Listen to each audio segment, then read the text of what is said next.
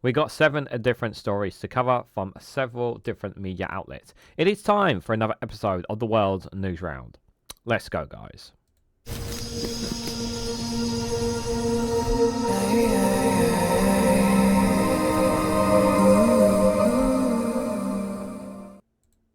Good morning, good afternoon, good evening, wherever you are in the world. This is Reganelite here with another premiere video of the World's Newsround, where I cover various different stories from outside the UK, all in one video for you. This video is, the date and time of this recording is the 25th of January at around 12:49 p.m. UK time, just for reference. These are the stories that we're going to be covering today. We're going to be looking, the first one we'll be looking at is from Middle Eastern Eye on Sudan and the Rapid Support Forces attacks. So we'll be talking about what's happening in Sudan.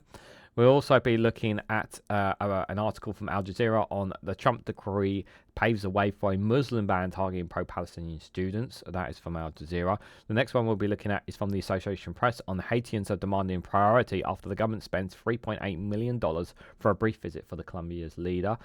Then we will look at an article from CNN with Gaza quiet. Israel is turning its focus on the West Bank, and here's why. A bit more of a Middle Eastern specific one this episode. And then the next one we will have is an article from Byline Times with the headline of what really lies behind Donald Trump's shifting his stance on Ukraine. And that's an interesting one to discuss that we'll look at as well. It's more of an argument and reported speech there.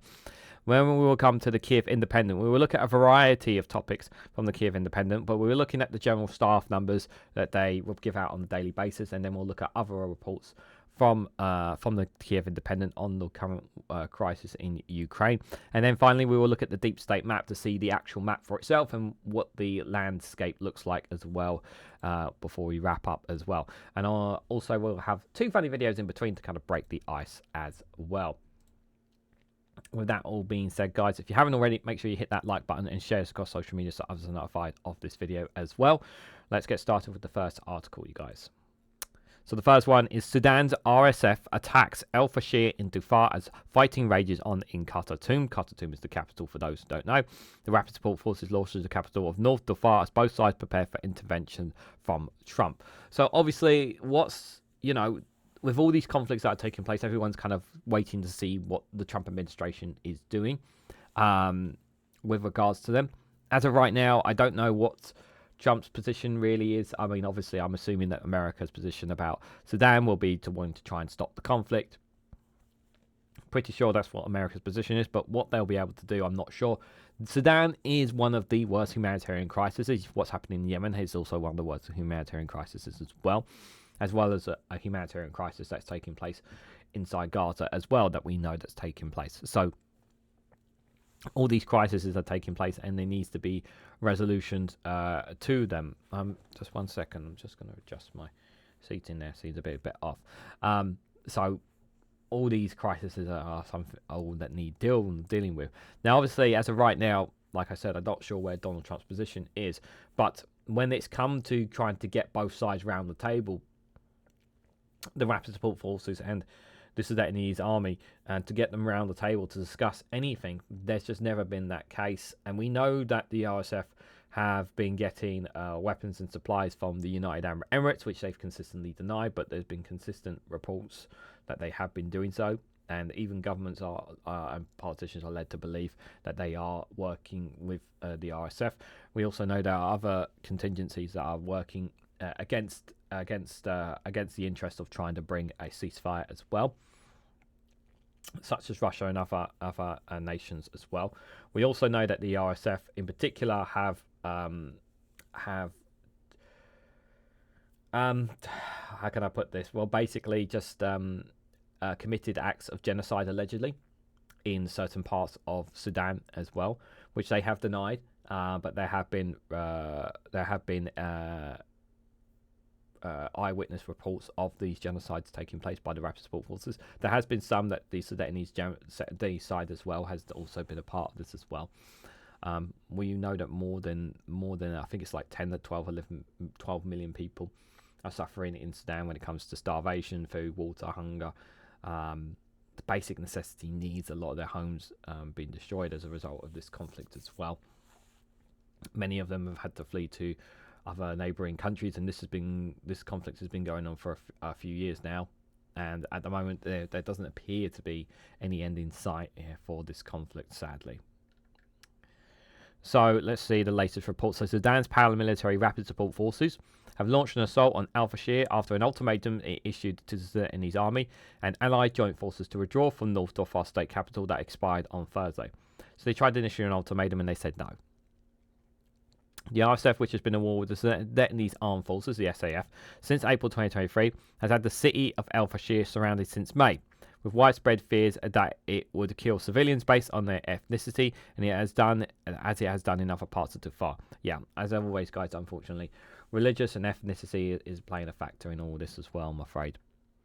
Just 2 days ago, the RSF gave the army and its allies 48 hours to leave el-Fasher. This ultimatum expired on Thursday, and local sources told Middle East Tonight the paramilitary group had launched its final assault on the city, with Abdul Rahman Diago, brother and deputy leader of the RSF leader Mohamed Hamin Diago, believed to be in command. And since then, the RSF has been shelling the Abdul Shuk camp for internally displaced persons, the IDPs, located on the edges of el-Fasher, as well as neighbourhoods within the city. And it has been met with opposition from the army and its allied forces. An activist in the city said the RSF had rained down artillery fire on an emergency hospital since Wednesday before the ultimatum expired. So they've been attacking a hospital here as well. All the hospitals in el-Fasher have been attacked by drones and artillery shelling. They are out of service, said the activist, who did not want to be named for security reasons. Previously, the city's only functioning hospital, Fasher South, was looted and forced to close after repeated RSF attacks. Other healthcare facilities have been significantly damaged in the fighting. They're just, the healthcare workers are just trying to heal the wounded and whatnot. But the RSF specifically here do not want anybody helping others. Local sources told me that at least 4 civilians were killed on Thursday, including Mohamed Ashi, who died after an RSF motor bomb hit his home. Esker Mohamed Noor, a consultant in the el-Fasher Office of the Strategic Initiative for Women in the Horn of Africa, the SIHA, said the RSF's ultimatum and its expiration had provoked fear and terror among the residents of the city and displaced people in the IDP camps. Noor told me that on Thursday that there were violent clashes between the army and the joint forces and the RSF to the south and the east of the city, and violent artillery exchanges during the day. He said the army had carried out airstrikes on RSF positions, and it had been as it had been across Darfur.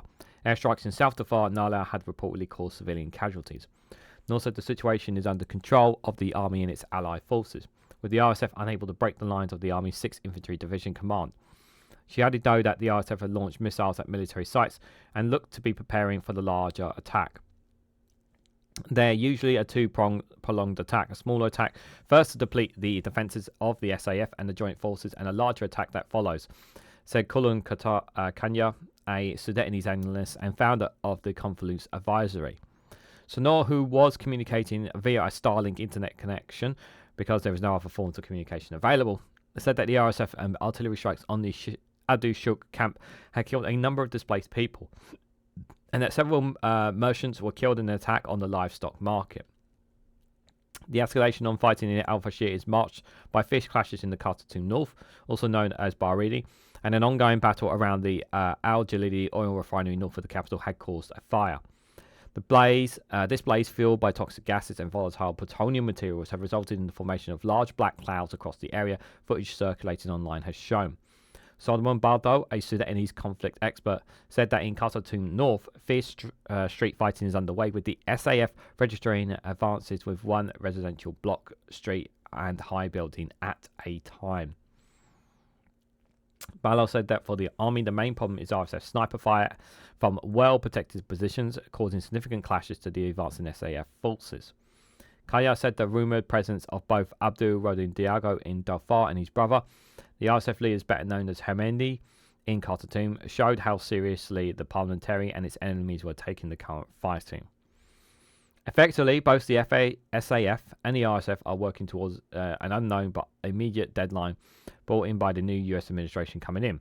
They recognise that Sudan will be higher on the Trump administration's agenda as it tries to deflect attention away from its allies, Israel, Carter told MEE. On the 16th of January, while downplaying accusations that Israel is committing genocide in Gaza, the new US Secretary of State Marco Rubio said that in an era in which the term genocide has been misappropriated, the RSF massacres in Sudan were a real genocide. Let's be clear here about what's. And we're going to talk about Israel and Gaza, and Israel and the West Bank. Let's be clear here. You can depict the term however you want, but you can't hide the evidence that we have seen. Rubio went on to mention that the UAE's open support for the RSF, which has been accused of genocide by the US and human rights groups. Khalil said that both the Sudanese army and the RSF are looking to make breakthroughs on the battlefield because they now know soon they'll be forced to negotiate, and both want to do that from a position of strength. It looks like the SAF will take on Khartoum and Algeria states, and as that's what their ally Egypt will help them secure, Khalil said. And the RSF will continue to vie for el-Fasher even as it tries to capture all of Khartoum city. Adel Atir, the Egyptian foreign minister, said recently in televised comments that his country was supporting the Sudanese army. So they're claiming that the America will clamp down on this at some point. Well, hopefully they will. I generally actually mean that because, this war has caused so many casualties and caused so much harm to many innocent people. And let me be clear: when before this conflict kicked off, there was a situation where both forces were to become one under a civilian government, and the opportunity was there. And what happened was both generals got greedy, and I say both generals, both sides of this. Both generals got greedy and decided to stage a coup instead. And we ended up in this, and then eventually they ended up turning on each other, and that's how we've ended up in this situation, which is, I'm very unfortunate to say. That is the reality that we are in. This did not need to happen. Should not have happened. People with the political power and will could have stopped this sooner. To say that the West and other big world leaders could have done more, absolutely they could have done. They could have easily clamped down on this. They could not have allowed so many lives to have been lost, so many people to have fled their homes and flee to Europe, America, or flee to neighbouring nations as a direct result of this. And what's happened is that also because of this conflict, the weapons industry, private manufacturers and weapon companies have taken advantage of the situation by selling weapons to one or two of the sides as well. So they make money out of this, because any weapons and arms manufacturer, especially private ones, they make a killing, literally a killing, off the back of wars and conflicts. And that's why they make their most money in Africa. And conflicts like this one benefits them at the expense of human life. And that is the sad reality of it, guys. The next story I've got for you guys is from the United States of America. This one is from Al Jazeera. The headline is that Trump decrees paves the way for a Muslim ban targeting pro-Palestinian students. So newly signed executive orders have broader implementations than travel ban Trump imposed in his first term, experts say. So Trump will know, and his team will no doubt be aware of what happened the first time around when he imposed a Muslim ban. He tried to impose it straight away, and it got blocked quite quickly. They will try a tactic to impose some kind of Muslim ban in the United States, and it's very, very much down to the US laws and the courts to block and protect the legal rights of people as much as they possibly can.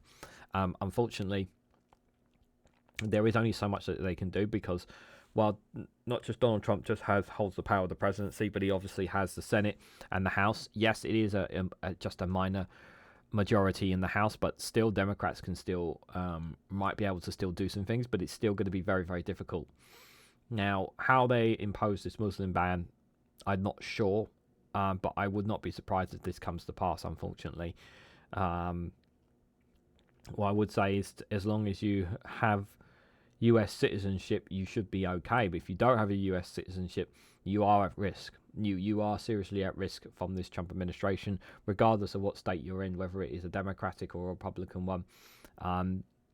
Just be prepared for anything. Be prepared for anyone coming knocking on your door, and take all the precautions that you can necessary. Because let's be clear about this: not every single Muslim is a terrorist. Not every single Muslim is pro-Palestine. Like Muslims, like every other human being, they're all different in their own ways.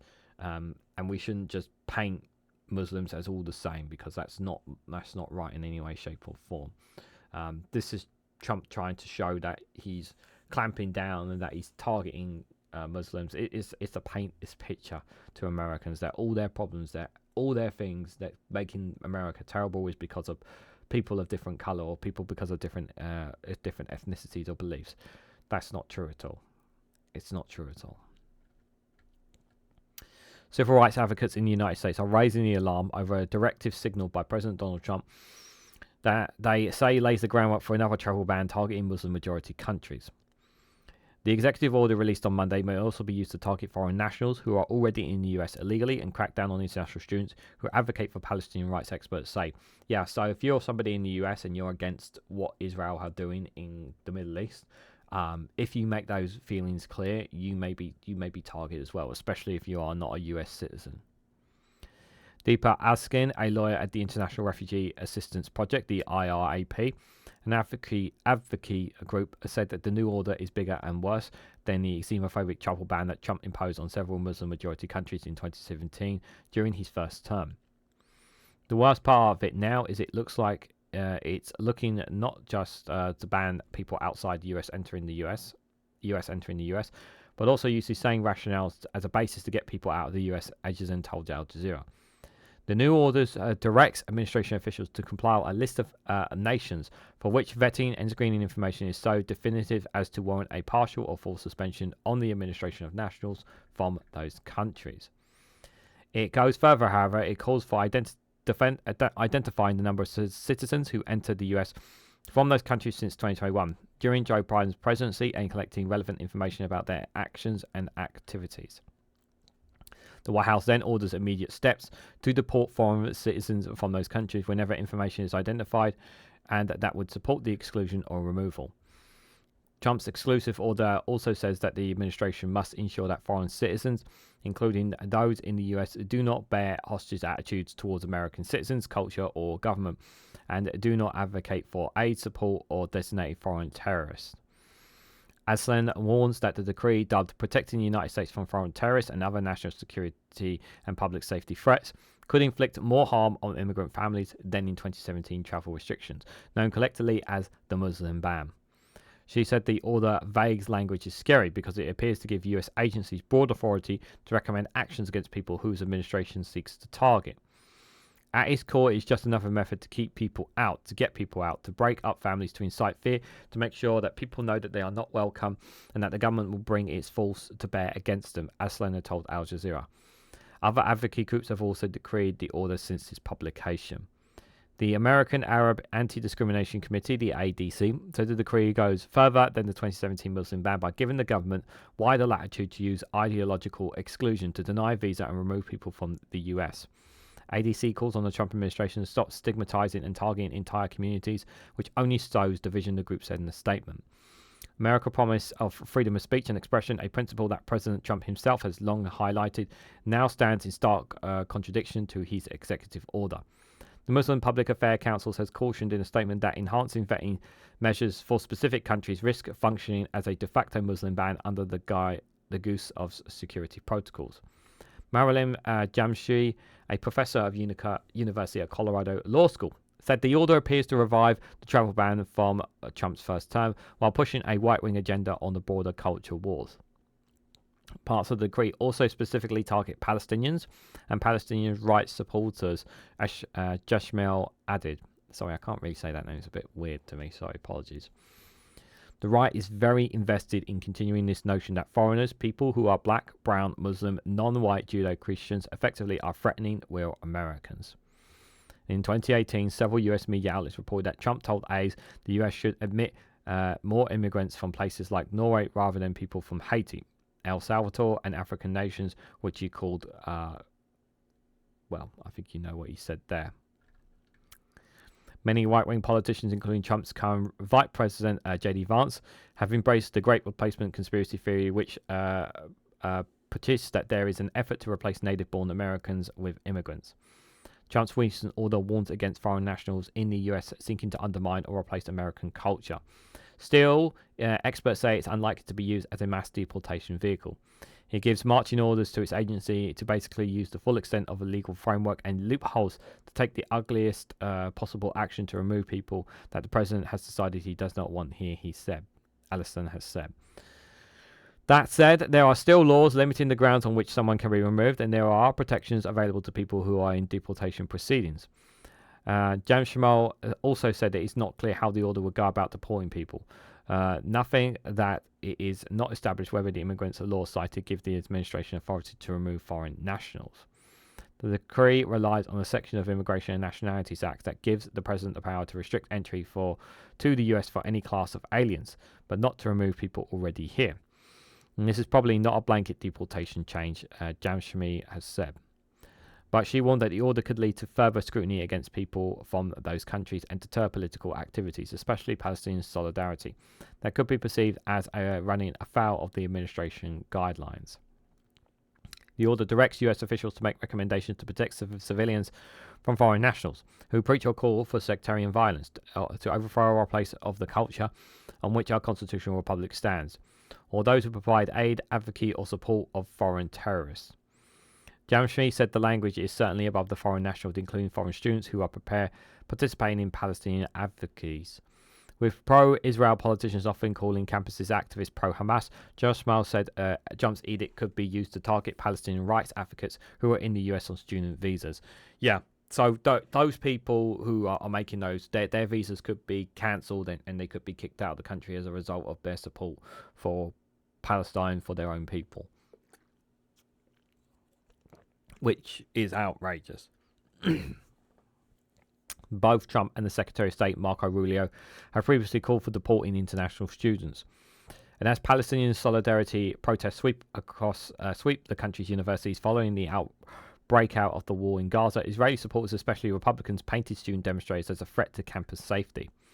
Rubio led a Senate letter to the Biden administration in October 2023, calling for the removal of international students who participate in protests in support of Palestinians. The letter's true parallel between student protests and the 9/11 attackers. It cited lessons learned on the September 11, 2001, when terrorists, many of whom were studying in the United States or had overstayed visas, carried out the deadliest attack on American soil. Sadly, 22 years later, our country is witnessing public displays from terrorist sympathizers taking to the streets and condoning Hamas's brutal attacks against the state of Israel, the letter reads. That is not what they are doing. That is not what they are doing. See, this is what they are doing. They are smearing anyone who supports Palestinian life, Palestinian people in any way. They are smearing them as Hamas sympathizers. That's not what they are doing. That is a lie. The 2024 Republican Party platform also calls for deporting pro-Hamas radicals to make college campuses safe and patriotic again. They are not pro-Hamas radicals, but if they are, here's what's going to happen, right? Anybody starts with what's eventually going to happen. People with Palestinian tags, people who support Palestine, not Hamas, Palestine, they are going to be targeted and be branded pro-Hamas and will be deported from the country. That's what they're going to look to try and do. They will smear them like this. That is their intention. Dmitry Kaligeti, director of the advocacy group Palestine Legal, said it is clear that Trump's recent executive order required us to specifically target Palestinian rights supporters. She added that while the decree is not specifically Israel, pro-Israel groups have been trying to portray criticism of the US ally as not just anti-Israeli or anti-Semitic, but as un-American. We have to connect it to this order to broader ideology imposition that's happening as part of a larger purging that Trump sees very intent on carrying out, Khalidi had told Al Jazeera. She saw the Trump administration is seeking to use the broad discretion on immigration laws to crack down on Palestinian rights supporters because of their views and circumvent free speech rights.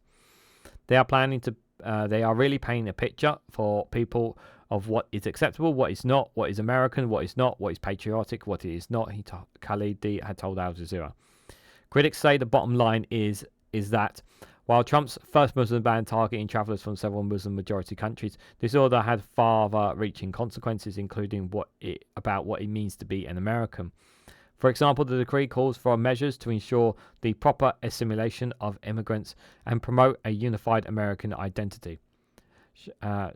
Shamshi said the order has broader implementations for all sorts of groups than the initial integrations of the Muslim ban.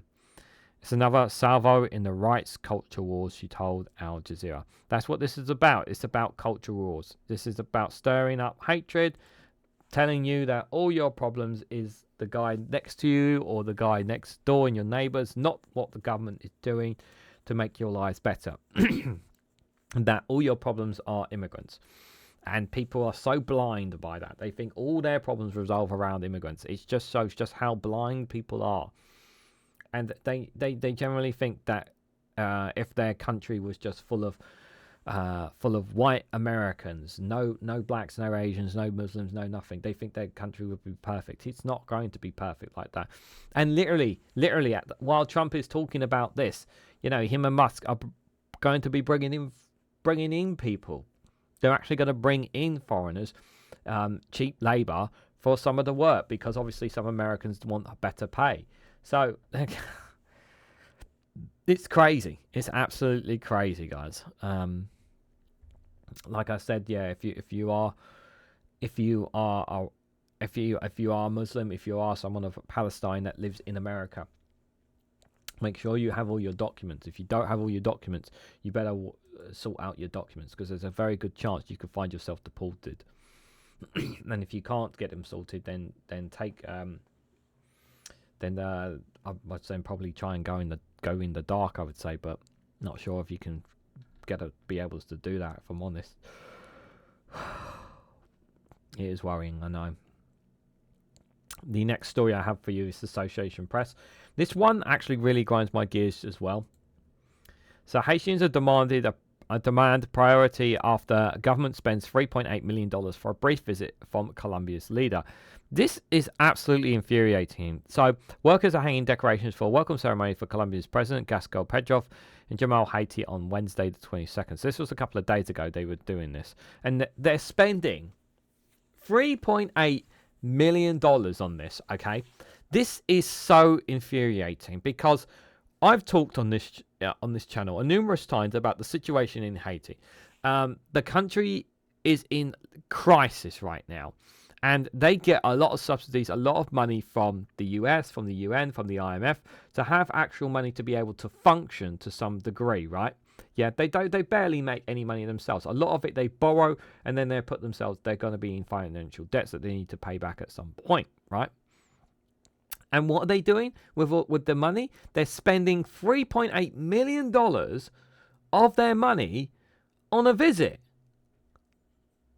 This is ridiculous. Who the hell made this decision? Well, it was obviously the new council that was made by Haiti as well. And obviously they didn't like the last prime minister, so they got rid of him and they got a new prime minister in. These politicians don't have an absolute clue about what they're doing. No clue whatsoever about what they are doing. It's absolutely ridiculous. Really, really is. And right now, the capital, Port-au-Prince, is under a huge chunk of it. More than half of the capital is under gang control right now. And their police cannot handle it. They cannot control these gangs. And what they should be doing is using whatever money and resources is to help take control of the streets. And this is where they're spending their money. No wonder Haitians have such a terrible life. When you have politicians, corrupt politicians, and we know they've had corrupt politicians for a long time, and they've also had, a lot of bad, because of where they're situated geography-wise as well. In terms of climate, it's been absolutely horrible too. But this, on top of it, it just spits in the face of Haitian people. It really, really does. When there are so many other priorities right now. And the thing is like, I don't have a problem with the Colombian leader coming over for a visit. I don't have a problem with any politician coming over a visit. That's not my complaint. My complaint is why the hell they're spending $3.8 million for a visit. A brief visit, as it says in the headline. It's just outrageous. The money materialized as soon as Colombia's president informs his visit to southern Haiti. So there you go. See, this is a point that I really want to make here to you guys. Yeah, this is a prime example of when a government tells you that they don't have money for something that people need, right? Then they tell you they don't have money for something, and then all of a sudden, something out of the blue, something that benefits the government, the party, something that benefits them, money all of a sudden magically appears. Yeah? They are always have money. And they tell you all the time that they don't have money. It's ridiculous. The Haitian government invested more than $3.8 million to more than double the runway at the airport at the coastal city of Jamal, repair its streets, renovate its town halls, and restore electricity to a population living in the dark for at least 3 years. The speed at which the money materialized and crews overhauled the city left many Haitians stunned in a country whose infrastructure is crumbling and where gang violence has displaced more than 1 million people. The government doesn't have money to remove us from the camps or provide security in the countries, but it does have 500 million grodas to spend on itself for a couple of days, wondered Antonio Jean-Baptiste. The 44-year-old unemployed electrician lives in a makeshift shelter like thousands of other Haitians in the capital Port-au-Prince after gangs razed their neighborhoods. He questioned how much government spent to fly to Jamal since driving there, as it is too dangerous because gang controls mean that the main roads leading in and out of Port-au-Prince. And they have money, and it's ridiculous, guys. They can't pay teachers, hospitals are closed. Was it necessary to spend all that money for a president that was visiting? Baptiste asked. No, is the answer. On Wednesday evening, Colombia President Gascal Petro landed on an extended runway and was greeted with a red carpet, armed soldiers and dozens of small Colombian flags flying above the streets as he travelled through to meet with the Haitian officials at the upscaled hotel. His visit lasted about 4 hours. Wow. They rolled out the red carpet, got a bunch of flags, and made it sound like a massive visit when he was only there for several hours.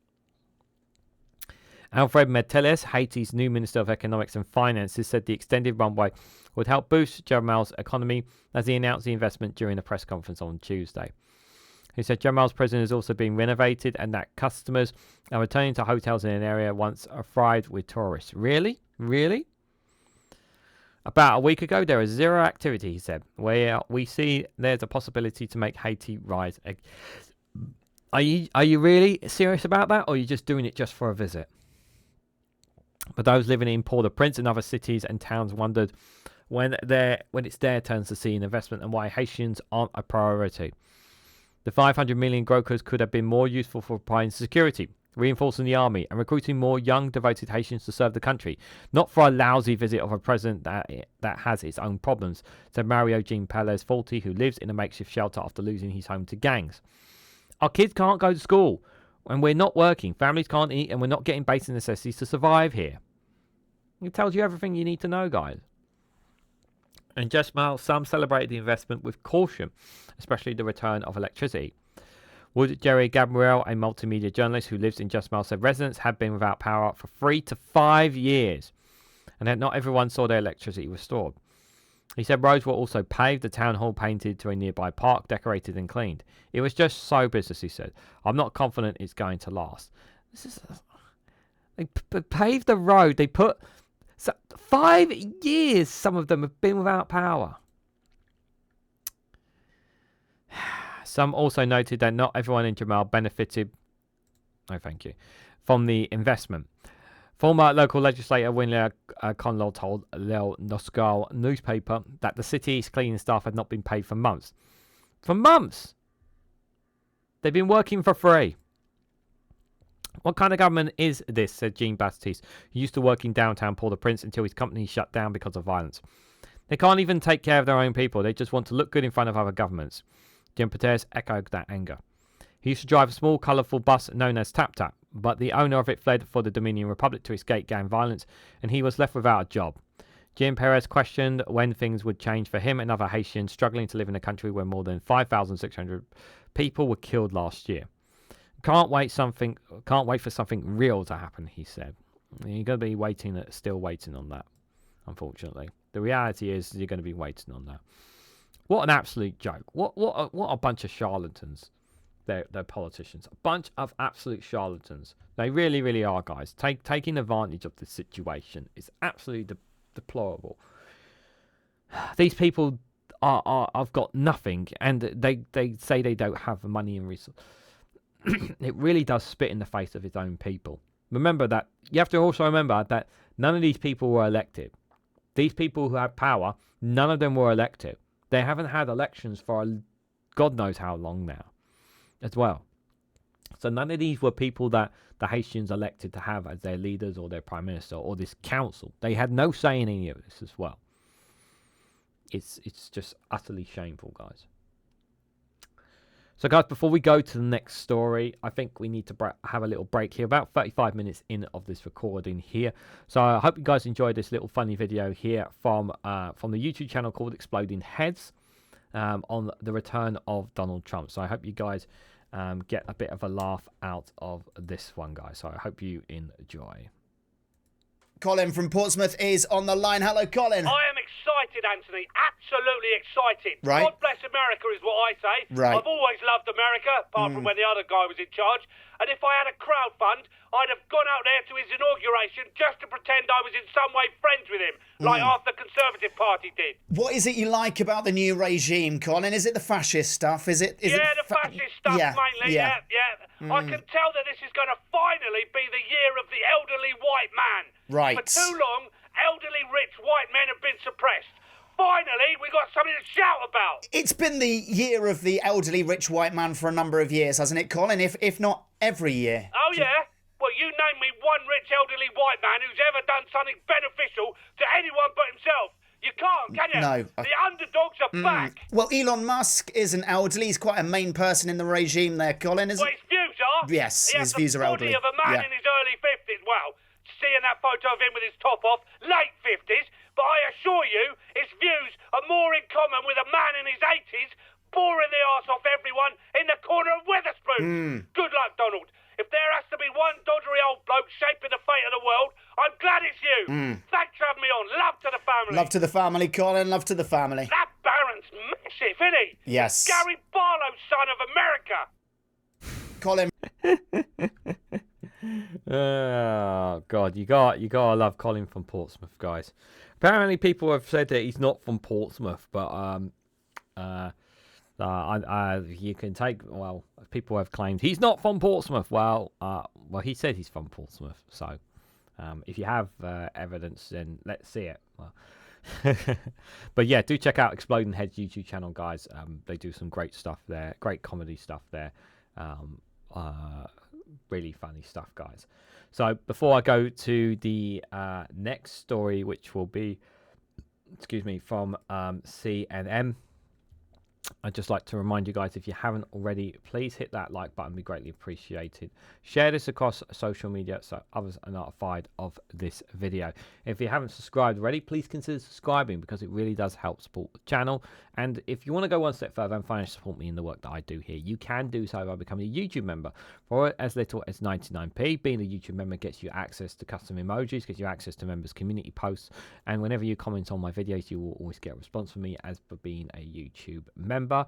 And if you decide to upgrade to the $1.99 membership, you get early access for additional content.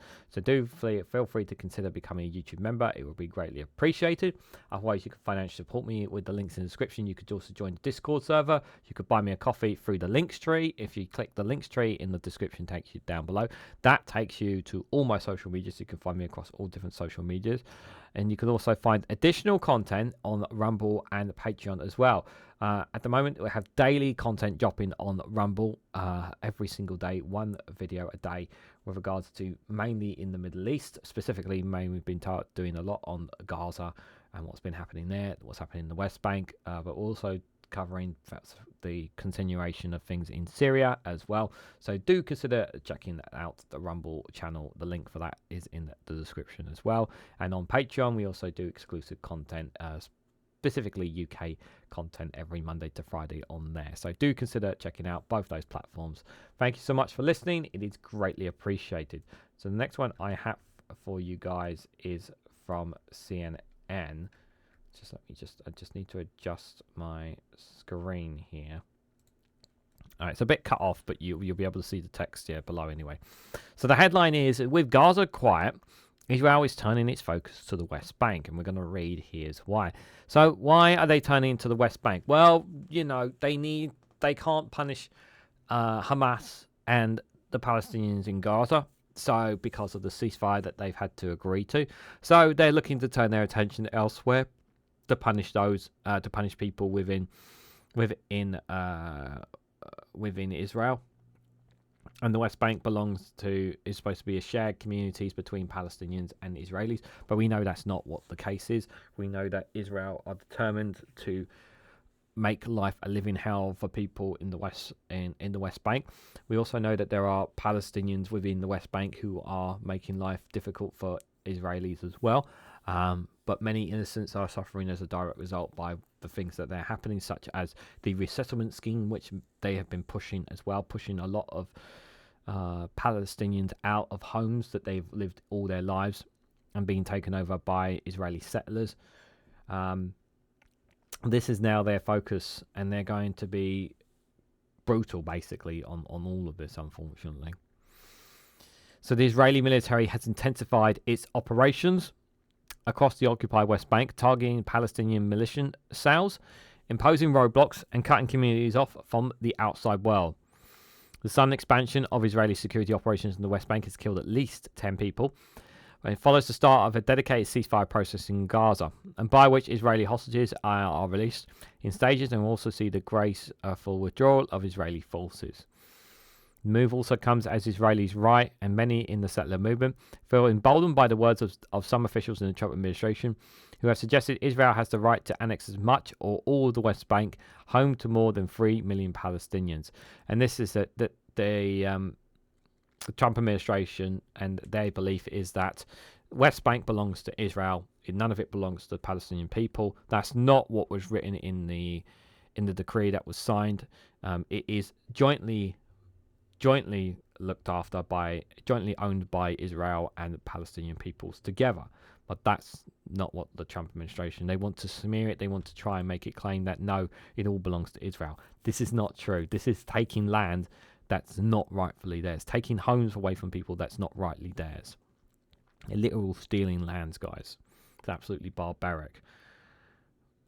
Sorry, why is my camera is over again? I do apologize. I don't know I'm going to need to adjust that at some point. I do apologize. So Israel's defense minister, Israel Katz, has spoken of a new dynamic in the West Bank, saying that the military will adopt tactics learned from the Gaza offensive in its efforts to eradicate militant groups and, in its words, ensure that terrorism does not return.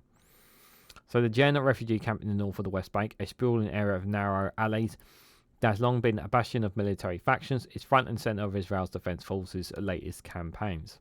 That's the IDF for those reference. Carr said on Tuesday that Operation Iron Wall would eliminate terrorists and terror infrastructure in the camp, ensuring that terrorism does not return to the camp after the operation is over. The first lesson from the method of repeat raids in Gaza. The goal of the operation in Jen is more ambitious than the previous incursions. Hundreds of civilians have left the camp. Jen's governor, Kabdal Adu Al-Wan, had told CNN Thursday that it was now nearly empty. What had been cut off and the area was under siege, he added. The latest IDF operations have involved building more roadblocks across the West Bank. The Colonization and War Resistance Commission has said on Thursday that there are now nearly 900 military checkpoints, including more than 173 iron gates installed since October 2023. Al Robbins said the IDF operations was one of the biggest and most intense yet launched. We are talking over 20,000 people that have been displaced. Many have been arrested. Palestinian television reported on Thursday that the IDF had established roadblocks near Ramadan and sealed off one village in the area. Additionally, it said military checkpoints in the Nablus area have been reinforced, leaving thousands of people stranded amid lengthy waits. People were also unable to leave Jericho, where military checkpoints have been closed. Palestinian journalists reported on Thursday that tear gas had been used against people waiting at a Jericho checkpoint. One woman died of a heart attack at a checkpoint near Hebron after the IDF prevented her from being transferred to hospital. The Palestinian Ministry of Health reported on Wednesday. Mustafa Baskreski, an independent Palestinian politician, told CNN a trip from Ramadan to Jericho, which usually takes 45 minutes, can now take 5 hours and some days. This is what they have to contend with now. They're just stuck on military checkpoints, and they just cannot move. It's really, really harsh. Most of the movement from the south and the north of the West Bank is paralysed, while illegally Israeli settlers move freely and continue to attack Palestinian cars on the road, he said. We are seeing disturbing patterns of unlawful use of force in the West Bank that is unnecessary, indiscriminate, and disproportionate. This echoes the tactics of Israeli forces have employed in Gaza, says Andres Cardola, Middle East and North African Regional Director of the Norwegian Refugee Council. The IDF said on Thursday that checkpoints were a tool we use in the fight against terror, enabling civilian movement while providing a layer of screening to prevent terrorists from escaping. So the operation began 2 days after the first stage of the Gaza ceasefire began and demonstrates a shift of the Israeli government's focus. The far-right minister, Bishmael Shmos, said on Tuesday, "We have begun to change the security concept in Jawara and Samida, the biometrical term many Israelis use to describe the West Bank, and in the campaign to eradicate terrorism in the region." He also claimed the cabinet has decided that security in the West Bank had become an official war goal for Israel. The Prime Minister's office did not confirm the move. The truce in Gaza has allowed Israel's security forces to concentrate on the West Bank, where groups aligned with Hamas have become more active. There is a risk, however, that intense Israeli military action across the West Bank will put the Gaza ceasefire under strain. Kars has frequently alleged that Iran is behind the surge in military activities in the West Bank and is supplying weapons to the groups. "We will not allow Judah and Somalia to become like Gaza or southern Lebanon. We will act to cut off Iran's tentacles in the refugee camps in the West Bank and ensure the security of communities and residents." Yes, ensure the security in communities and residents by kicking them out and putting your own people in. Israeli officials have said that the Palestinian authorities have been unable to confront and subdue militant groups. An operation in December by the Palestinian security forces against militias in Jen yielded little progress. The militant factions, including Al-Asir's Marda Brigade, Palestinian Islamic Jihads and Qasim brigades, who together fight under the banner of the Jen Battalion. Israel's Channel 11 quoted a similar military source, saying on Thursday the PA did what they could, and we recognise the need to act against terrorist capabilities. We are no longer waiting for their intentions. Our goal is to neutralise the Jen Battalion. To some right-wing Israelis, the advent of the Trump administration, along with the success integrating Hamas and Hezbollah, provides a unique opportunity to extend Israeli superiority in the region. During his first term, Trump abandoned the long-held US stance that settlements are illegal. Biden restored it. Several of Trump's nominees have suggested that Israel has a right to annex the West Bank. This is how dangerous it is. They want to annex the West Bank and take it all for Israel. They're not allowed to. More than 500,000 Jewish settlers live in the Israeli-occupied West Bank, which was captured by Israel from Jordan in the 1967 war. Jewish settlements there are considered illegal under international law, but they don't care. Eskin Savak, who is stated to become the new US ambassador to the United States, said on Tuesday she agreed with the view that Israel has a bilateral right to annex the West Bank. Mike Huckabee, who is expected to become the US ambassador to Israel, has said in the past that there is no such thing as a Palestinian. I don't know what to say to that. On Monday, the day he took office, Trump rescinded sanctions imposed by the former Biden administration of the far-right Israeli settler groups and individuals accused of being involved in violence against Palestinians in the occupied West Bank. Anti-Palestinian violence by extremist settlers have become a near-daily occurrence in the West Bank. In 2024, the UN documented 1,420 incidents of settler violence and resulted in casualties and or property damage in the West Bank, including East Jerusalem. Some of those responsible were arrested, but the Israeli Defense Ministry last week decided to release Jewish settlers held under what is known as administrative detention in light of expected release of terrorists to the terrorists of Judah and Samaria under the terms of the Gaza ceasefire deal. Carr said the decision to release the settlers would send a clear message of strengthening and encouraging settlement, which stands at the forefront of a struggle against Palestinian terror and growing security challenges. Like I said, Israel's intention is clear. America's support, the Trump administration's support is very, very clear here. Get rid of Palestinians. Get rid of them.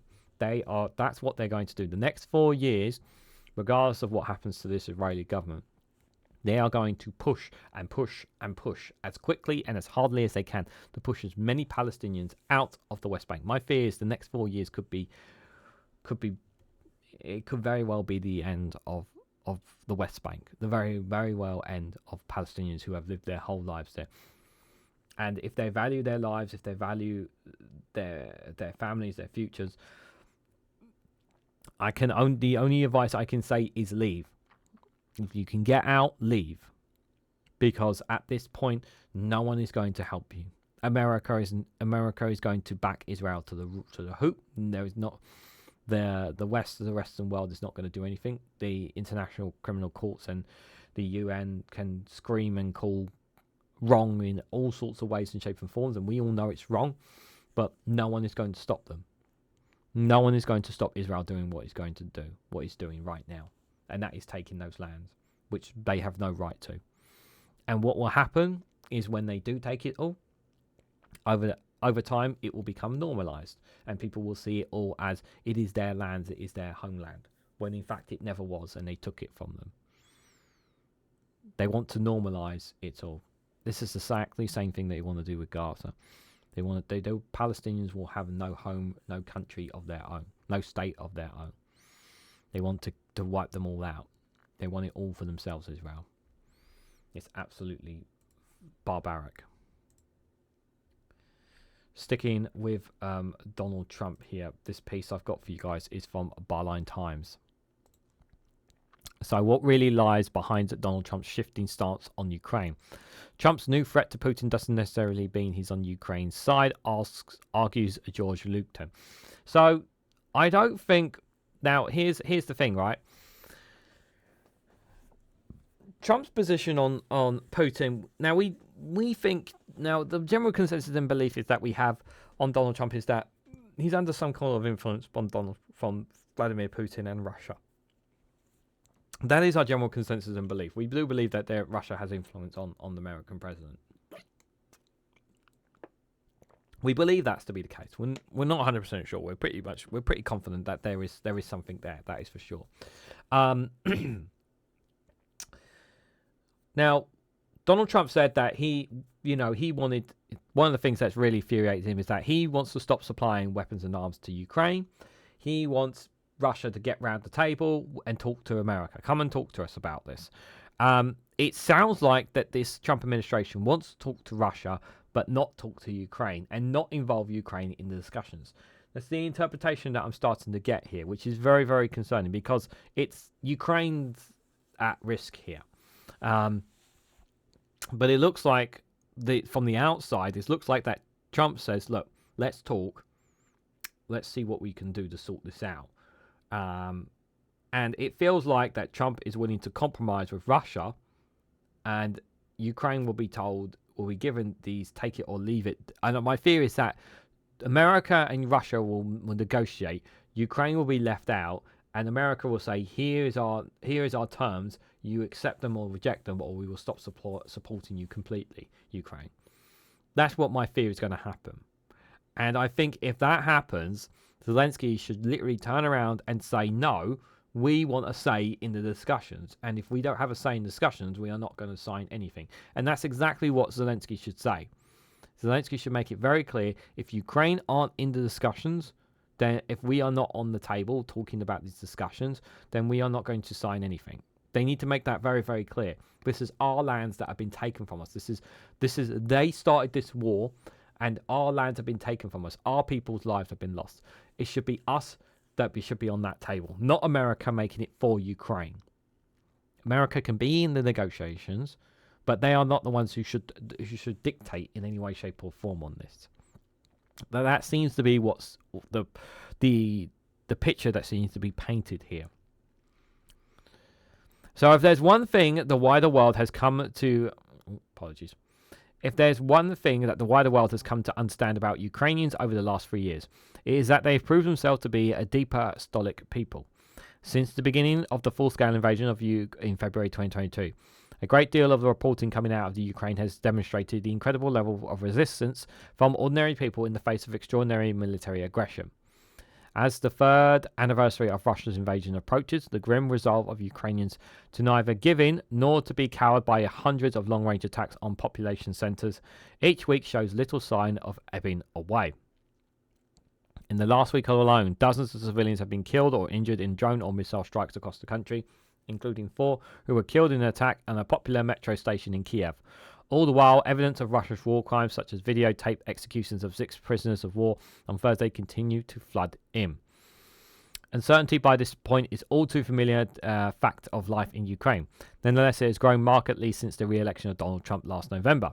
And while the government in Kyiv prepares to take a potentially catastrophic power shift in the United States in strive, with Volodymyr Zelensky particularly seeming to adopt definitively what would almost certainly be a vastly different relationship with Washington, Trump's inauguration this week promises more uncertainty for ordinary Ukrainians. While reporting from Ukraine over the last 18 months, I have continuously surprised by just how invested many Ukrainians have been in the minitude of the Western news cycle. Often times seemingly to know about micro developments before many journalists returning from assignment in the East.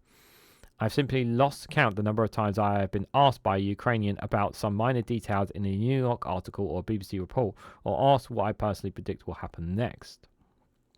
To a large degree, it is a sign of how invested ordinary Ukrainians are in the bigger geopolitical picture, and their constant search for any crumb of information that might offer a modium of certainty about their future. Even in the last few days, the substance of Trump's rhetoric on Russia has changed significantly. Throughout his campaign, he's made no qualms about obscurely throwing Ukraine under the proverbial bus. Reiterating time and again, he's promised to end the war in 24 hours. It appeared at the time that he sought to achieve this via a decidedly chilling relationship with Vladimir Putin, yet within 24 hours of his inauguration, Trump was the most critical he has ever been of the Russian president. He is going so far to describe his counterpart as destroying Russia with its war in Ukraine. 2 days later on Wednesday, Trump threatened Russia with a new wave of significant sanctions, tariffs, and taxes, offering Putin an ultimatum to end the war, the easy way or the hard way. In reality, there is no straightforward way to end the war in Ukraine. In the run-up to Trump's inauguration, the Kremlin has outright rejected the incoming president's peace plan. More recently, leaked reports of phone calls with the Kremlin and statements made by members of Trump's cabinet indicate that this is a reality that has at least begun to dawn on the current administration. They think just because they're close to, they have a bit more of a just because they're Republicans or whatever. Yeah, that's not going to work like that. I actually thought that that it would end this year, but maybe I'm wrong. But also now, what is the Trump administration exactly going to do? Because are they really going to pull everything out of Ukraine on this? Because they talked a lot on the opposition, but now they're in power. So that Trump's 24-hour campaign claim seems to be ebbing away as a promising sign, but this new administration will take seriously the real work of seeking negotiating peace. But that still offers little concrete hopes to Ukrainians, many of whom polled last week as preferred the EU and the UK to take a lead role in Ukraine's negotiating partner. Nor does it mean that Trump's more hardline stance towards Russia indicates a much friendlier attitude towards Ukraine. After all, Trump's self-image is built on being a deal maker, and it is not unlikely that this is simply a tactic to open talks with the Kremlin from a position of strength. Regardless of Trump's rhetoric, it is likely that any negotiated settlement will take time, as both Ukraine and Russia's red lines so far appear to be equally unacceptable to the other. While polling conducted by Gallup in November revealed that 52% of Ukrainians now favour a negotiated end to the war as soon as possible, only half of those respondents supported making territorial concessions as part of that settlement, meaning just a quarter of Ukrainians are willing to accept ceding territory as a price of peace. Yeah, this is the thing. Many Ukrainians don't want to accept that they've lost territory and just accept it. It's not right, because what can eventually happen is Russia will always claim that it was their territory. Don't want that. Having spent time along various stretches of the front line in 2023 and 2024, it is not a difficult attitude to understand. Ultimately, ceding territory means ceding people. As of October 2024, there are more than 3.5 million internally displaced people in Ukraine. Many have fled cities like Mariupol and Kherson. Just as many have friends and family still living or under the threat of occupation. In the east and south of Ukraine, front line is itself to an extent a minuscule. It is less of a single line being drawn on a map, an even more ever-changing series of patches of land. In some regions, soldiers engage in gun battles from hundreds of meters away, while in others, fighting consisted primarily of artillery and battle tanks falls across entire swathes of land, sometimes as much as 30 kilometers across. When it comes to understanding what a front line means for civilians, the situation becomes even more complex. For many in the Donbass, these front lines now separate free settlements from occupied ones, often dividing neighborhoods, communities, and families. Just last year, as I was beginning the 3-day journey back to the UK from Ukraine, I shared a carriage on a train from Oskar to Kyiv with a young woman from Kharkiv, Katia. She had fled the city after the city was liberated and opened a cosmetic store in Oslo with her friend Nadia. She told me her parents still live under occupation in a small village near Kaskaviska, where a Russian sabotage attack destroyed the dam in the summer of 2023 that caused catastrophic floods in more than 40 villages. She wasn't able to speak to them for a very long time. Even after Kharkiv was liberated, to this day she has yet to see them again. It is perhaps too easy to look at the map of Ukraine, the newly occupied territory marked in red, and to consider the grinding advances Russian forces have been making in recent months, and determine that territorial concessions must be made for any peace deal to be realistic. But what are Katia and her parents, or the young people from Mariupol forging new lives in Kyiv and Oslo, who will not be able to return home? What of their family and friends who find themselves separated by what will almost certainly be a hostile border? When Trump won the election last year, the feeling on the ground in Ukraine was one of consideration. Many seem to believe that upon its inauguration, US aid to Ukraine would come to an abrupt end and cause the collapse of the Ukrainian defense forces on Donbass. That may be yet to come. Alternatively, it is not outside the realms of possibility that Trump recognizes a strong negotiating hand against Putin includes a strong Ukraine. With Joe Biden having promised his last aid package on his way out and the UK signing off a 100-year bilateral partnership with Ukraine, it appears the worst case scenario has been averted for now. It seems likely, however, that a longer, more protracted negotiating period is about to begin, and there is still a little promise of a good deal for Ukrainians at the end of it. All the while, missiles and Shalar drones continue to rain down on Ukrainian cities. The death toll on both the Ukraine front line and across the country will continue to rise, and only certainty is that millions of Ukrainians will continue to watch with bated breath to see how the fourth year of full-scale war will pan out. Thank you, George, for that piece and for your reporting in Ukraine. Much appreciated. It's a very fascinating one indeed, guys. Very fascinating indeed when you think about everything that they are going through. My position has changed since the war started. You guys know that, for those who have been following me since I started this, that my position was that Ukraine should never have ceded territory. It should never cede territory in any way, shape or form. They should never cede any territory. That was always my position. And more recently, my position has changed in, for me, it's become less about the territory and more about the lives and the people who have died. That's where I felt more about than the territory itself, because homes and lands and whatnot, they come and go, but people matter. And I'm not saying in any way, shape or form that ceding territory is right. I'm not saying that at all. It's not right what Russia have done. It's not right that Trump and his administration is just thinking that they can just go in and just say, let's have a deal, and Russia are like not so keen on it straight away. It's not that simple. Russia do want peace. They do want out of this, Russia, and Ukraine wants out of this too, because everyone is suffering. Ukrainians are suffering. Its soldiers are suffering. Towns, villages, communities, as is said in that article, are being divided. But also on the other side, more than thousands of North Korean soldiers who have been sent into this war have died needlessly. More than 500,000. Well, actually, we'll look at the numbers that the General Staff are reporting in a moment. That so many troops have lost their lives. So many civilians have lost their lives. Even Russian civilians have lost their lives as a result of attacks from Ukraine into Russian territory.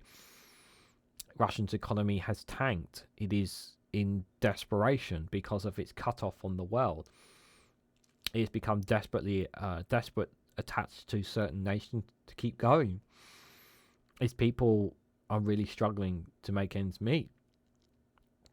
And the only reason that the Russian people have not started an uprising is because whenever they can't protest, they can't stand up and fight, is because they disappear. People who have done that in the past have been made to disappear. You can't challenge Putin. You can't challenge him within Russia. So what do? They continue to suffer in silence, the Russian people. But remember, it is the government, it is Vladimir Putin who is doing this. This is not the people of Russia. They do not want this. They want to undo this, or they would rather have the borders open. They would rather have be able to do what they did before, but they can't because of the Russian president's decision to do this war. So we're going to talk more about the Russian-Ukraine war here, guys. I'm going to cover a couple of stories from the Kyiv Independent before we look at the deep state map. The first one here is this is what they report every morning on the Kyiv Independent, the losses of counts here. So according to the General Staff, Russia has lost 828,470 troops in Ukraine since the start of the war. So it looks like it's ticking up slowly towards that 1 million mark, which is incredibly shocking. This is what they have reported. It's not factual, but this is the numbers they give every single day, like how many they have. So I'll give you the full facts here. So Russia has lost 828,470 troops in Ukraine since the beginning of the full-scale invasion of February 24th, 2022. The General Staff for Ukraine Armed Forces have reported on the 25th of January. This number includes 1,650 casualties. Russian forces have suffered just over that past day. So according to that report, Russia had also lost 9,859 tanks. They've lost nearly 10,000 tanks.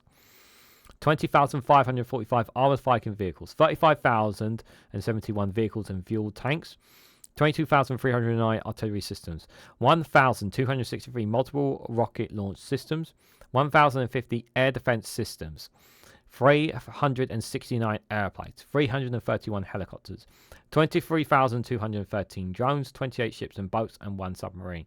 Now, obviously, ships don't really get synced anymore because they kind of have more control of the sea than they did before.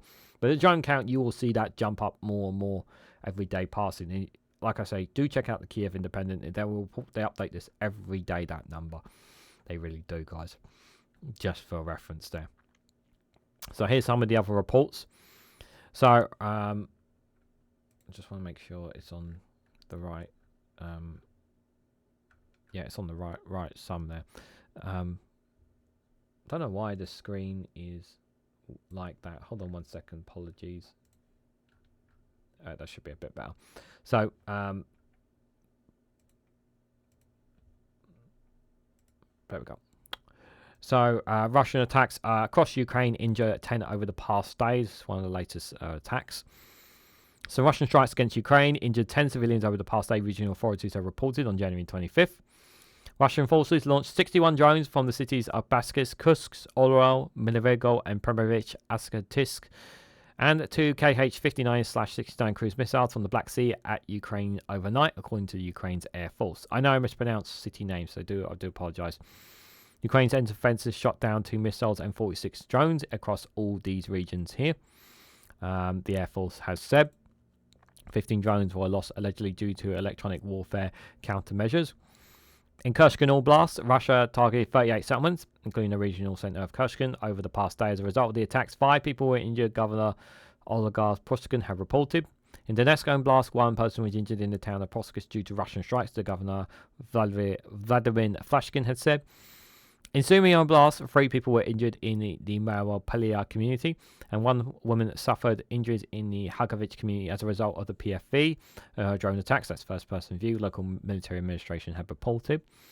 Russian forces also attacked Kursk Oblast with drones targeting critical infrastructure. Local authorities are assessing the impact of the strikes.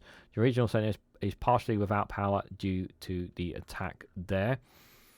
There is another report here as well. Different report here. Russian forces struck the city of Kharkiv with drones on the 25th. Local authorities reported. They targeted all these cities here. One of the strikes carried out with a Molotov drone in the Skoloresky district, causing a fire. According to preliminary data, the attack resulted in civilian casualties and damaged cars. Russian attacks on the seas have also disrupted water and apologies, losing my words. Electricity supply in several districts. Damage caused by the strikes and the number of victims are currently being determined. Repeated strikes on the seas are possible, Telegraph have reported. Located less than 30 kilometers from the Russian border, the northeastern city of Kyiv has suffered relentless aerial attacks of the past 2 days of Russia's full-scale war. Moscow often targets densely populated neighborhoods with missiles and guide bombs there. Just let me have a look. Seeing some other stories here. So the Moldovan President Sandu has arrived in Kyiv to meet Zelensky to offer their support. He's arrived on the 25th today on an official visit to meet the President Volodymyr Zelensky, according to their X account. Sandu's visit comes amid the ongoing energy crisis in Moldova. Russians occupied Transnistria region, while Moldova has transitioned to European energy supply. Transnistria remains heavily reliant on Russian gas. Russian gas supplies to Transnistria were halted on January the 1st due to Ukraine's decision to stop Russian gas transit, including supplies to Moldova, and Moldova's debt for gas supplies. The energy crisis has been labelled by Christou as Kremlin blackmail and a threat to national security. I bring a strong message of support for Ukrainian people and its people. Their courage secures our peace, Sandu wrote on X. We'll discuss energy, security, infrastructure, trade and mutual support on the EU path. Moldova remains a reliable neighbour. As Moldova has shifted towards European integration under Sandu's leadership, Russia has continued to put pressure on the country. Moldova has sought to combat Russia's influence and pressure banning Russian-affiliated political groups like the US-sanctioned Shoal Party, outlawing broadcasts of Russian state-run television news, and blocking access to Russian media sites. This is very good. So they have been going out of their way to protect Moldovan people from the power of misinformation. There as well, which is good stuff. Just having a look, scrolling down, see if we have anything else here. Look at this one here. SBU follows Russian missile plot on Ukrainian military institute. Arrests cadet collaborating with the FSB, apparently. So an 18-year-old military cadet has been charged with treason for allegedly aiding a Russian special service. So I covered this in a short video. This will drop in a short video on Monday as well. Special Services, the Security Service of Ukraine, SBU, have reported. I think it's the same story.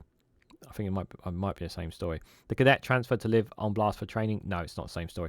Reportedly communicated with a representative of Russian Federal Security Service, SSB, and provided sensitive information in exchange for monetary rewards. According to the statement, the suspect transmitted data on the locations of military facilities, troop deployments, and the aftermath of shelling in the region. Law enforcement officers exposed her activities and prevented potential strikes on Ukrainian military positions, the statement has said. She used a mobile messenger to send geolocations of training facilities and barracks, which were relocated from Kharkiv and Lviv following the full-scale invasion. The FSB alleged plans to evacuate her from Ukraine to Russia via a third country after the completion of her mission. The cadet was detained by the SBU while attempting to send coordinates to the SFB and flee the military institute. During searches, officers seized a mobile phone and a laptop containing evidence of her collaboration. The SBU revealed that the cadet planned to provide the FSB with the geolocations of official university buildings where other cadets, including her classmates, were staying. She is currently being held without bail. The court has imposed a previous measure of detention under Article 2A of Ukraine's Criminal Procedure Code. The pre-trial investigation conducted by members of the SBU department in Lviv Oblast is ongoing. The charges under 2 part of the Article 111 of the Criminal Code of Ukraine carries a penalty of up to 15 years or life imprisonment along with confiscation of property. Interesting story there. Catching a spy, alleged spy there pretty much there from the sounds of it. Let's see if we can find one more. Well, we've covered that. Well, I suppose might as well cover this last one here. So Russia has lost over 20,000 units of military equipment since the full-scale war. That's a lot of equipment thrown away. Yeah, a lot of battered and destroyed tanks here. Before we look at the map, the Russian military has lost at least 20,027 units of equipment since the beginning of the full-scale invasion of Ukraine, according to analysis by the Oryx project. The majority of these losses, 15,051, were destroyed, while 852 were reported as damaged. Russian troops abandoned 1,113 units and over 3,000 were captured by Ukrainian forces, the report says. Among the destroyed equipment, 3,704 tanks were affected. Of these, 2,635 were destroyed, 534 were captured, and the remainder were either damaged or abandoned. Ukraine has also suffered significant losses, with Oryx estimating 7,609 units of military equipment lost since the invasion began. Oryx compiles its report based solely on photo and video evidence, meaning the actual losses on both sides are likely much higher. So that's very important there, you're being told. The amount of equipment is destroyed significantly higher than recorded here, the report notes. Since the start of Ukraine's incursion into Russia's Kursk region, which began in August, the Russian military has reported a loss of over 3,000 pieces of equipment and vehicles, according to the General Staff of Ukraine's armed forces. The cross-border operation is part of Kyiv's broader strategy to disrupt Russian logistics and defences near the border. The reported losses include 104 tanks, 575 armoured vehicles, 330 artillery systems, and 12 air defences and 12 multiple rocket launch systems there. So some interesting numbers and statistics of reports that have been happening in the war in Ukraine there. Very interesting stuff indeed, guys. Yeah, let me know your thoughts and more down in the comment section below, what you guys think of some of those reports that we will on that. And just before we head to the funny video to see ourselves out, I'm just going to give you guys a quick update. So this is the deep state map that you are seeing here. This is report. This is the context of yesterday right now. The link for the deep state map is in the description if you want to check it out for yourself. What does this gives a graphic view of the current situation in the war. So just for context for people who aren't aware of how the map is decrypted with the colors and whatnot, so I'll explain it to you. So the territory in purple is, so obviously Crimea was annexed by Russia in 2014. They've held control of it since then. The purple that's stated here as well, you can see on the screen there, that was Russian ultralists within the country before the war began. That's basically started incursions against Ukrainian forces. So they were more pro-Russian than pro-Ukrainian, those areas there. The red territory is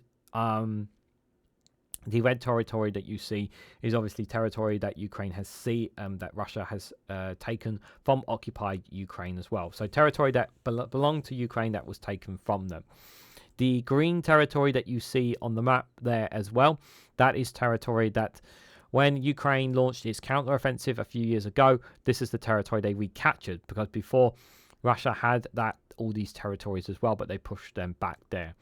The red line over there on the far left, that's Transylvania on Moldova there.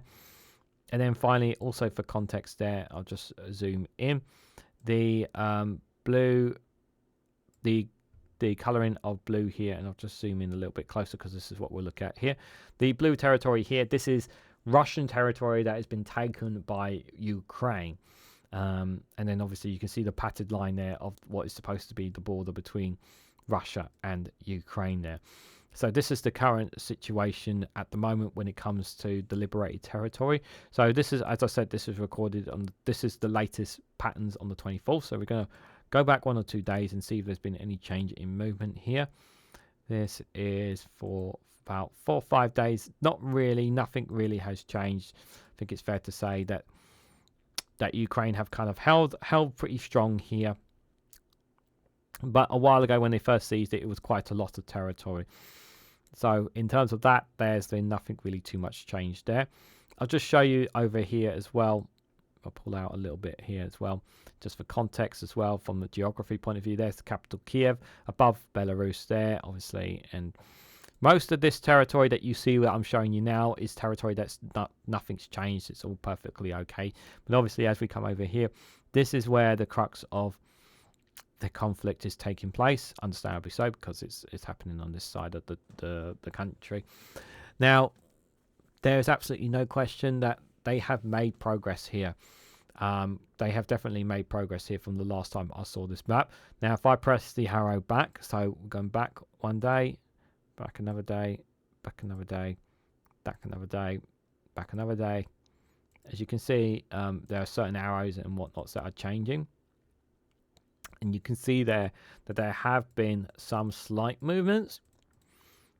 but they're looking to push into Portsmouth. This territory here that you're looking at, this has been really quite firmly held very well by Ukraine. They've held this territory pretty well and strong, given the situations there. So they've been able to get their supply lines pretty well. Kharkiv there, you can see on the outskirts, Russia are looking to really push into that territory here. This is a great concern here. I'm just going to zoom in here. So this here, you can see here that Russia are pushing, obviously trying to push from the north here, and then there's this bit here where they're trying to push from the south. So one of the tactics, one of the standard tactics that are used in conflict is to try to encircle forces, so it gets to a point where they're forced to pull out and cede the territory, because obviously if you get encircled, you're dead. You lose those forces completely. So what tends to happen is that Russia, because they have been pushing aggressively, there haven't been any counterattacks for Ukraine for a long time. It's just been a case that they've been able to push, and many Ukrainian soldiers have just had to pull back if they end up finding themselves overwhelmed here. Unfortunately, where is it? Let me just pull down to this area here. So here, what I'm showing you, this part here in front of you here on the center of this screen here, this is where Russia have made the most gains. Last year, this is the territory. About roughly a year ago, I'll pull in just one more time as it updates. Yeah, it's a bit slow, the state map. So about a year ago, guys, roughly about a few months ago, Ukraine had, you see the city Adavika there, right there before the purple patch. They held pretty much a large chunk of that territory that you see now in front of you. That's how much they've captured all that territory since a year and a couple of months plus. That's how much Russia have gained in this area. Ukraine have just not been able to stop any of this offensive in this area at all. And I'm pretty sure if I start pulling it back, you can see every time I was putting it back, you can see every day they are making ground, they are making gains, they are pushing. I'm going all the way back to the 10th of, this is the 10th of January. Every day that they have pushed here, and the Ukrainian armed forces have just not been able to stop this. They've just not been able to stop this, and it's and they're eventually, you can see their Ukarej right on the edge of the screen there, on the top left-hand side. That city's going to fall. It won't be long before Portsmouth at some point falls, as well as they continue to push. They lost Halovikia there, that little village there. Shavenkio there has already fallen. And then you can see here what I meant about the encirclements here. You can see eventually they're going to have to concede all this. They would not be surprised in the next day or two that they concede all this and pull out, because if they don't, their forces are going to find themselves cut off. That is just going to happen, unfortunately. Not so much territory really has been pushed here, but obviously they are trying to make pushes and gains here. But you can see the green is where they've taken back territory in the last counter-offensive here as well. But I showed you where the main crux of the engagements have been taking place there, guys. And then just finally, I want to show you here, because nothing really changes here, but I just wanted to show you here for context as well. Let me just pull out a little bit just so you guys can see. So here is Kharkiv. This has never changed since the counter-offensive a few years ago. Kharkiv is covered by the Dynamo River, which covers in between the two sides. Russia had Kharkiv and had that side of the city, and then when Ukraine imposed its counterattack, pushed Russia back across the river. And since then, Russia have not been able to take that, and they do want to take that back.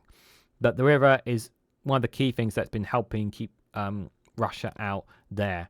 But at the moment, when it comes to this conflict, this is where they are slowly ceding territory. Yes, you can argue it is slow, but in the wider context, when you look at how much of that land that they have taken, it is quite a lot. And at the moment, the Ukraine at the moment are simply trying to hold them back. But it is a long, dragged out war, and the question is obviously, if when there's going to be an actual talks. And the question is, of course, around aid and supplies and weapons to Ukraine, because if we are not going to get it anymore from America, which is what we are expecting, how much is support going to come from the EU? How much are Germany going to give? How much are France going to give? How much is UK going to give? How much are other European nations going to give?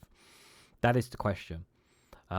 If the US are particularly backing out, so this is definitely something that is worth thinking about when it comes to negotiating some kind of ceasefire or peace deal of some sorts as well.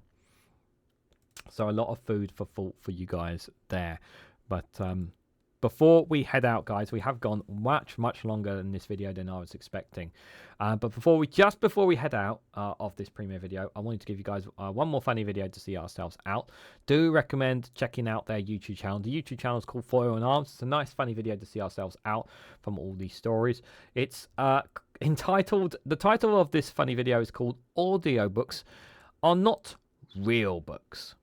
So I'll let you guys decide which books, what's better, audiobooks or real books. But anyway, I hope you get a good laugh out of this nonetheless. So, what did everybody think of the book? I found it very hard to follow. Okay. I would start a chapter and then I'd find myself just like drifting off. Yeah. And then I'd wake up in the middle of the night and I'd be going on about someone called Vivian. Like, who the hell is that? Yeah. Right. Yeah, no, it's a no from me. Yeah, I mean, I listened to it on Thursday. I was felling some trees. Really? I found it very difficult to get immersed in the world of the book. Yeah, that's not your fault. Well, no, it's... Yeah. I just couldn't connect with it. Oh, yeah. My Bluetooth kept dropping out. I didn't finish it either. Yeah. No, traffic was so light this month that I just flew in. Barely had a chance to press play. I only listen to books written by Stephen Fry. I find his voice very silky. Now remember, everyone, Stephen Fry is not the author of this book. He is the narrator, okay? Have a look at the chart again when you get a chance. Because we have... Sorry, I couldn't find the room. Everybody, this is Simon. Simon is new and he's going to be joining us today. I see Simon. Hey, everybody. We've only just started talking about the book. I loved it. Where did you listen to it? Sorry?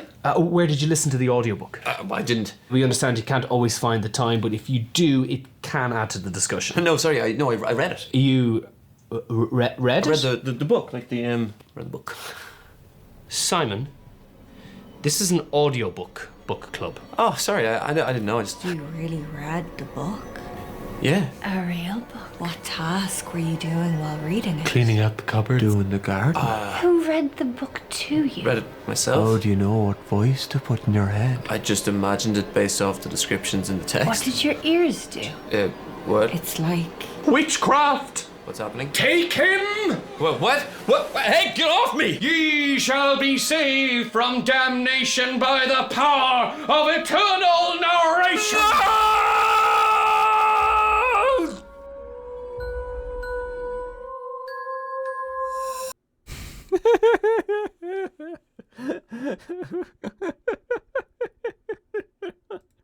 Oh dear, Foil and Arms, they're so good. Great actors, great acted. Do check out their YouTube channel, Foil Arms and Hog guys. Absolutely hilarious stuff. Gotta be honest, guys, I'm not a book reader myself, and to be honest, I used to listen to a lot of podcasts. I don't listen to much anymore. All my content, really, a lot of my content just comes from YouTube now. I mean, it's pretty much all around YouTube. That I do. I skim a lot of social media as well, to be fair. But audiobooks are you know, they have their perks, that's for sure. Some people really like them, some people don't. It's everyone's personal preference, isn't it? To be fair, when it comes to audiobooks. What do you guys think? What do you guys think about audiobooks? Ollie's not a fan of audiobooks, him personally. That's fine. It's his preference. Pingu is not interested either, and they're not really interested in it either, apparently. But the gang is here. They are here in all their glory, supporting the channel as always. And you can get emojis of them and me if you are a YouTube member, just for you guys. So let me know what you guys thought about all the stories that we covered here on the World's News Round. Let me know your thoughts down in the comment section below, guys. Thank you very much if you've watched all the way through. It's greatly appreciated. But just before I go, if you haven't already, please hit that like button, greatly appreciated. Share this across social media so others are notified of this video. If you haven't subscribed already, please consider subscribing because it really does help support the channel. Like I said, if you haven't, if you want to go one step further and financially support me and the work that I do here, you can do so by becoming a YouTube member for as little as 99p, or you can join me on Rumble or Patreon for exclusive content on those platforms. So thank you all so much for watching, and I hope to catch you all very, very soon.